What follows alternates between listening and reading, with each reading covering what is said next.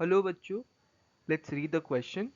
If speed v, area A and force F are chosen as fundamental units, these things are chosen as fundamental units, then the dimension of Young's modulus will be, हम लोग को Young's modulus का dimension निकालना है if speed, area and force are chosen as fundamental units, and for this we are given three options. We are given with A, B, C and D.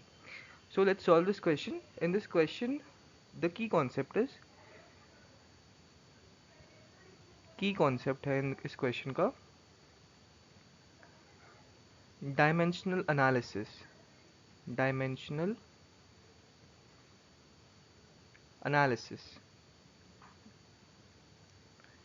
इस type के बहुत सारे questions होते हैं और इन सब क्वेश्चंस को सॉल्व करने का एक ही तरीका है।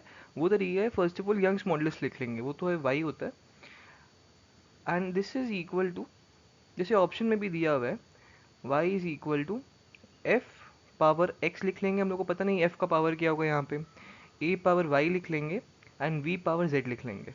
एज हम लोग को इन सब की टर्म्स में हम लोग को यंग्स मॉडुलस को एक्सप्रेस करना है। तो यही की कॉन्सेप्ट है। So let's solve this question. Young's modulus होता क्या है? यंग्स मॉडुलस को हम लोग वाई से डिनोट करते हैं और ये होता है simply force by area, force upon area. तो यंग्स मॉडुलस का डायमेंशन क्या हो जाएगा? फोर्स का डायमेंशन होता है एम एल टी पावर -2 और एरिया का डायमेंशन होता है L square. Therefore Young's modulus का डायमेंशन हो जाएगा M L power -1 T power -2।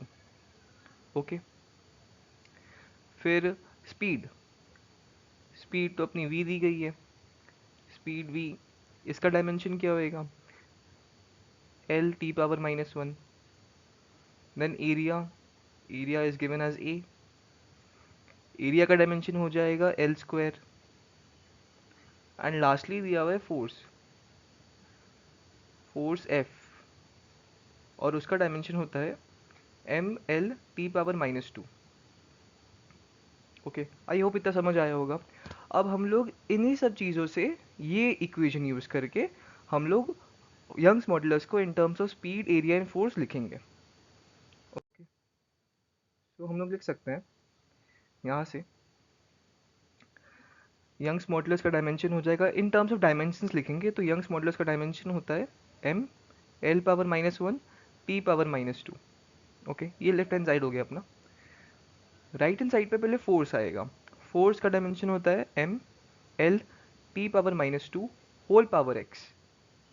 Okay, फिर एरिया आएगा, एरिया का होता है L square whole power Y हो जाएगा। And lastly we have velocity और स्पीड, उसका हो जाएगा L T power -1 whole power Z.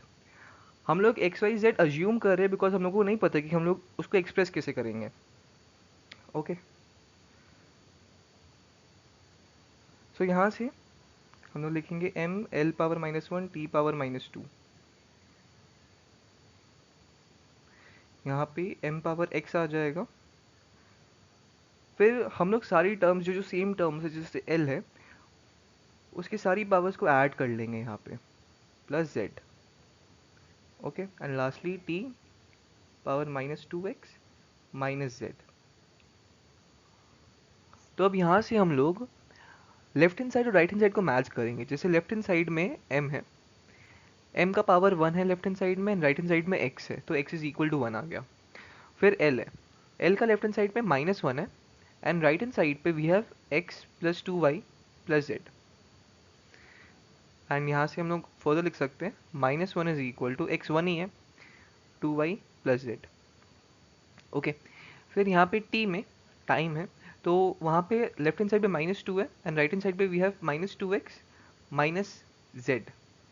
Okay, x 1 है अपना, x अपना 1 है, हम लोग यहाँ से देखें x 1 आ रहा है, तो वैसे ही हम लोग लिख सकते हैं t is equal to, T में यहाँ पे -2 is equal to -2 minus Z, तो यहाँ से z 0 आ जाएगा, 2 2 कैंसिल हो जाएगा।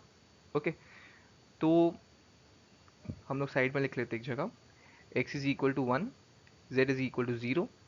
अब y निकालना है, तो -2 is equal to 2y plus 0, so y is equal to -1। therefore y comes out to be -1. Okay, अब यहाँ से हम लोग ने first of all first equation लिखा था y is equal to f power x a power y and v power z। तो x is equal to 1, a power -1 आ जाएगा एंड v पावर 0 आ जाएगा, बिकॉज x इक्वल टू 1 है, y equal to -1 है and z equal to 0 है। हम लोग को ये मैच करवाना है अब यहाँ से। तो हम लोग देख सकते हैं कि ऑप्शन सी मैच कर रहा है। तो यहाँ से we can mark easily option C as the correct option. f power 1 है, a power -1 and v power 0 है। सो यहाँ से हम लोग लिख सकते हैं answer is option C. Option C, Young's modulus in terms of force, area and velocity is f power 1. It is f power 1, a power -1 and v power 0. I hope आप लोग को समझ आया होगा ये solution. Thank you.